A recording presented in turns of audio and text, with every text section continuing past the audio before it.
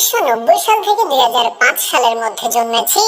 আমরা বিশেষ কিছু ছিলাম না, তবে আমরা ভাগ্যবান ছিলাম।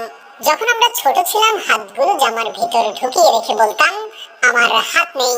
একটা কলম ছিল যার 4 রকমের গালি ছিল, আর তার 4টা বোতাম একসাথে টেপার চেষ্টা করতাম। আর এই কলমটা যার কাছে থাকতো, তার ভাবসাবি থাকতো অন্যরকম।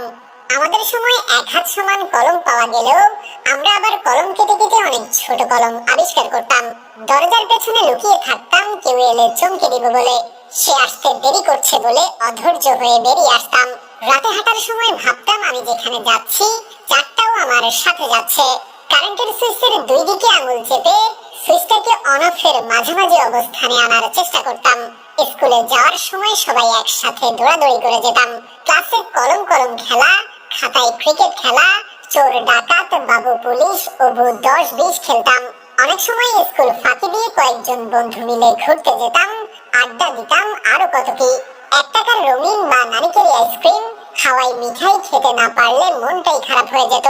হঠাৎ আকাশ দিয়ে হেলিকপ্টার গেলে সবাই রুম থেকে বের হয়ে আকাশের দিকে তাকিয়ে থাকতাম। স্কুল ছুটি হলে দৌড়ে বাসায় আসতাম। মিনার কার্টুন দেখবো, সিসিমপুর দেখবো। শুক্রবার দুপুর 3টা থেকে অপেক্ষা করতাম কখন বিটিভিতে সিনেমা শুরু হবে, এবং সন্ধ্যার পর আলিফ Laila, Sinbad, Robin Hood, MacGyver দেখার জন্য পুরো সপ্তাহ অপেক্ষা করতাম। ফলের গুটি খেয়ে ফেললে দুশ্চিন্তা করতাম পেটের ভেতর গাছ হবে কিনা। মাথায় মাথায় ধাক্কা লাগলে শিং গজানোর ভয়ে আবার নিজের ইচ্ছায় ধাক্কা দিতাম।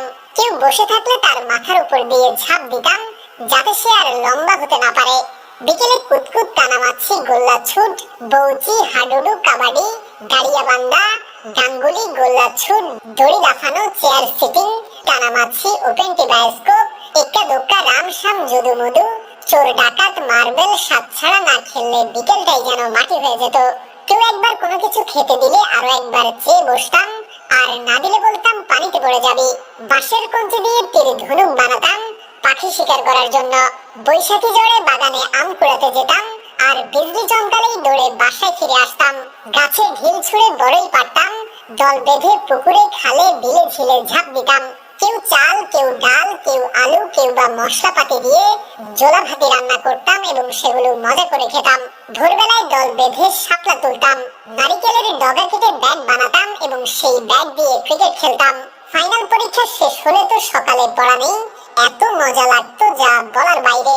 নানু বাড়ি, দাদু বাড়ি যাওয়ার এটাই তো ছিল সময়। ব্যাডমিন্টন, ক্যারাম, লুডো না খেললে কি হয়। ডিসেম্বর মাস, শীতকালটা আমাদের ছোটবেলায় এমনই কালারফুল ছিল। তবে ডিসেম্বরের 31 তারিখ যত